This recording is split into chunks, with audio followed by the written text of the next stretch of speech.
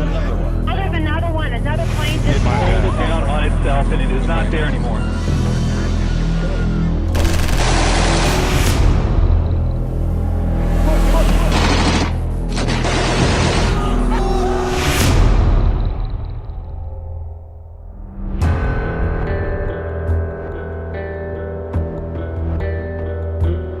At the time, I was in the process center, getting ready to process to my first tour to Afghanistan. So November 5th, we're going through our medical screening, which we have to go through every time we get ready to go on a deployment. I just got to Fort Hood actually 24 hours before November 5th.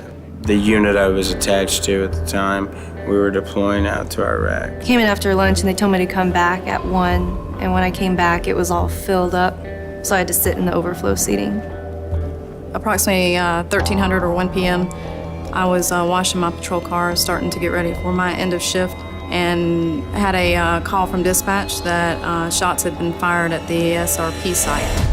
Thank you. We're tracking the breaking news out of Fort Hood, Texas. There's been a mass shooting at the Army post there. One of the worst tragedies ever at a U.S. military installation. There was a single shooter that was shot multiple times at the scene.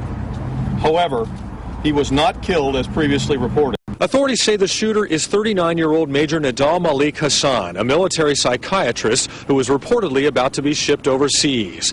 He apparently walked into a processing center Thursday afternoon and opened fire on his fellow comrades. I was texting my wife and some of my buddies, just sitting in a chair with my paperwork, waiting to slide down the row of chairs and get called into the provider's office. He got up, stepped in front of me as I was signing soldiers in. It sounded like somebody just started yelling out, "Allah Akbar." He yelled Allah Akbar and started shooting. Yelled Allahu Akbar, which God is great, twice. Reached up on the right side of his ACU top, pulled out his weapon with his right hand, fist and palm, turned the lasers on, pointed the weapon at the other soldiers that were sitting down in the chairs, and he started discharging his weapon inside the building. Approaching the scene, approximately 2 blocks out, I could just see soldiers running in all different directions. The first round of bullets, one hit me in the chest. I had to go down to the ground to get cover, and I obviously couldn't breathe because I had been shot. The shots started firing. I didn't know what the noise was. I'd never heard it before. And then all of a sudden, like, everybody just starts freaking out and panicking. So me and my buddy just dropped down and low crawled to the hallway behind us, where then we encountered a female soldier laying on the floor in a fetal position, holding her stomach, saying, "My baby, my baby." I got out of my patrol car and ran up a slight incline to one of the rectangular buildings. The laser went across my line of eyesight. I blinked. At that time, he discharged a weapon. And I looked left and saw the flash of a red laser in my direction and heard gunshots. And the first round hit me in the head. It felt like I'm driving to the hole playing basketball, called an elbow to the head, a strong elbow. I took 2 steps back, spun around, hit the floor. He shot me in the arm and then was shooting in another direction, and then he shot me 2 more times. When I turned around, I turned my back on him, and he shot me on the side. So he shot me on my femur, on my side, my femur. I saw him, and he was firing at soldiers behind me and that were between him and I. So I began to return fire to him. And I was trying to crawl behind the desk to gather myself so I can go ahead and finish the fight inside. Even though I didn't have anything to fight with, anything but a laptop computer and a pen. And I released the table that I was attempting to rush the shooter with. Hassan had reloaded a second magazine out of his right cargo pocket, popped it in, charged the handle, and began firing at me. For that man to know how to combat reload like that, he had to have a substantial amount of practice. Like, he was like professional at it. Like, you would think we were coming against a special forces guy. He shot me through the left hip. The bullet went through my left hip pocket. went through my left intestine, both large and small. I was being splattered from the brick of the corner of the building, and I was instantly hitting my hand, but my hand was directly behind my head, so I had to duck my head to avoid getting hit in the head. And then when I peeked back around, he was within feet of me. For a second, I just pretended like I was already dead, because I knew that if he had seen me, he was gonna, and I was still alive and crawling around, that he was gonna finish me off. He came around the corner. Within 6 to 8 feet, we began to just fire blindly upon each other. He hit me next in my thigh, which didn't take me down.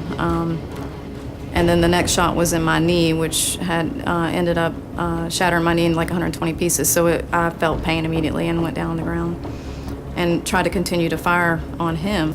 But it's the look on his face while he was shooting it wasn't a battle cry, it wasn't a grimace, it wasn't a smirk. It was just a cold, hard look as if he did not care.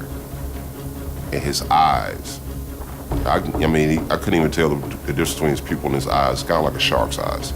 While I'm on the ground, he runs up and kicks my weapon out of my hand approximately 4 feet, and was not running off, but I realized I'd only hit him that I could see just one time, and it didn't really faze him too much, and he began to kind of trot off and to the opposite direction, and my first thought was I need to get my weapon and stop him. And as I tried to drag myself to my weapon, he trotted off about 15 feet, and I heard someone come around the corner and say, "Drop your weapon." It happened to be Officer Todd. The suspect was able to fire at Officer Todd quite a few more times. Officer Todd returned fire 5 times and striking him additionally 3 times in the chest, and he went down. Major Hassan was a walking time bomb, and he had all the signs of someone that was an unstable personality. He was a loner, etc., etc. He was in contact with radical elements overseas. He was obsessed with his Muslim faith, and I think nothing was done, in part because I think of political correctness. He felt that was his own little way of assisting his brethren in the battle against the United States, because that was his jihad, his holy war. And he was following in direct order that was given to him by one of his confidants, who he was in constant communication with throughout the latter part of his military career. The United States had been seeking to kill or capture al-Awlaki for almost 2 years. Awlaki is a terrorist. Probably the most significant risk to the U.S. homeland. So never underestimate the power of fear, especially when the enemy of Allah hears Allahu Akbar.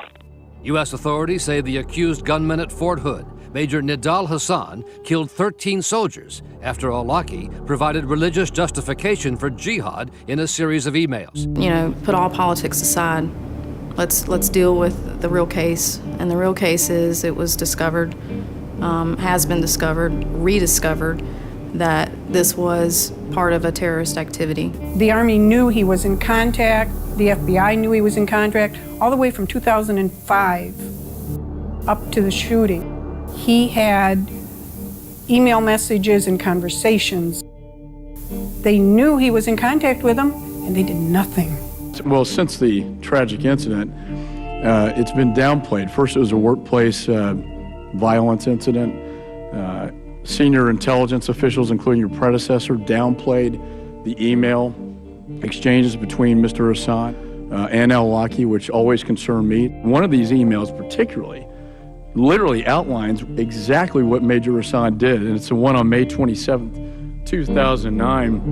And at the end of it, he says, "So I would assume that suicide bombers whose aim is to kill enemy soldiers or their helpers, but also kill innocents in the process, is acceptable." I mean, there is a huge red flag in this email. But it's really clear that it was a terrorist attack. He had emails with, at the time, our #1 terrorist. He yelled Allahu Akbar. He wanted to be a terrorist. That's what he wanted. He sold all his stuff knowing that he was going to die that day.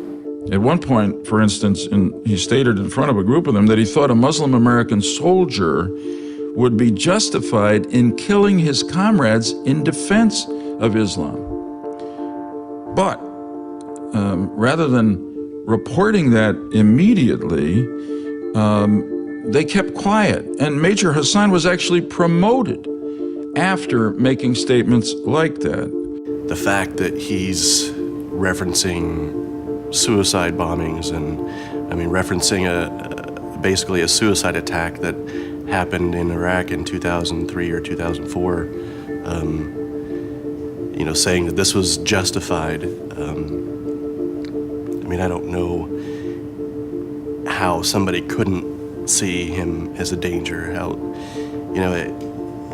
One of the things that when the FBI was looking through these emails and realizing that he's communicating with Anwar al-Awlaki and basically looking for a pat on the back because he's saying, hey, I believe in the same things that you believe.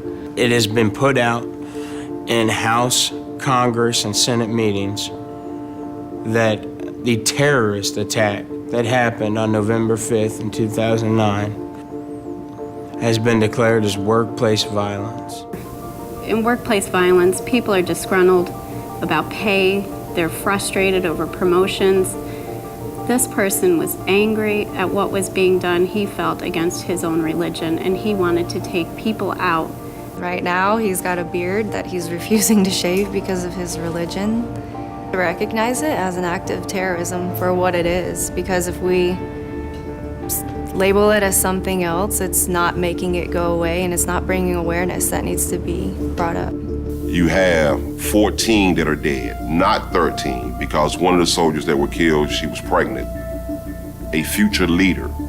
It's disgraceful that they don't want to recognize the soldiers for their sacrifice. They were fighting a domestic enemy. They were killed and wounded by a domestic enemy. Somebody who was there that day to kill soldiers to prevent them from deploying. If that's not an act of war or an act of terrorism, I don't know what is. Workplace violence is not a Muslim jihadist terrorist in camouflage by wearing U.S. Army military uniforms, opening fire on unarmed, unprotected soldiers who are just trying to go down range to help soldiers deal with the things that went on in Iraq and Afghanistan. That's not workplace violence. That's terrorism. And I pray every night that somebody will finally care enough to make it what it really is.